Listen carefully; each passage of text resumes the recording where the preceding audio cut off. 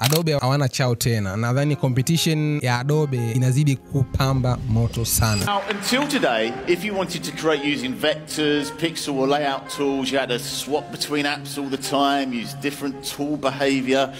So today we are revolutionizing this experience, bringing together all three creative workflows into one single harmonious app. Affinity wameweza kuachia application yao mpya ambayo imecombine Illustrator, Photoshop, InDesign kwenye application moja. Lakini pia kitu kikubwa zaidi na Canva pia. Kwa wale wasiofahamu, Affinity ni application ambayo before ilikuwa ina mfanano kama Adobe. Kwa wale watu ambao walikuwa hawezi kuaccess Adobe, walikuwa wanaweza kutumia Affinity na kuweza kufanya kama vitu ambavyo vinapatikana katika Adobe. Lakini sasa Affinity walichokifanya, Affinity wameweza kucombine application zote tatu ambazo kwa Adobe Creative Cloud ni application ambazo zinajitegemea. Adobe Illustrator ni application ambayo ipo katika vector form ambayo inajitegemea. Photoshop ni application ambayo ipo katika raster form ambayo inajitegemea. InDesign ni application ambayo inajitegemea. Lakini Affinity amekuja na bomu ambalo application zote hizo ameweza kuzicombine katika application moja. Na hii yote inakuja baada kampuni ya Canva kuweza kuinunua Affinity. Kwa hiyo ina maana kwamba application ya Affinity unaweza ukaipata for free, lakini pia kama utahitaji kufanya issues za AI na nini, utatumia Canva. So kwa wale watu ambao wanatumia Canva kufanya kazi zao, kufanya designs mbalimbali kwa kutumia Canva, huu ndio muda sahihi wa kwenda kudownload application ya Affinity. Watu waliokuwa wanatumia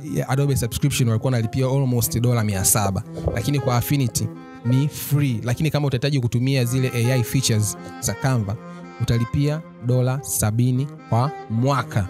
So unaweza kuona kwamba hapo ni game changer. Peace guys.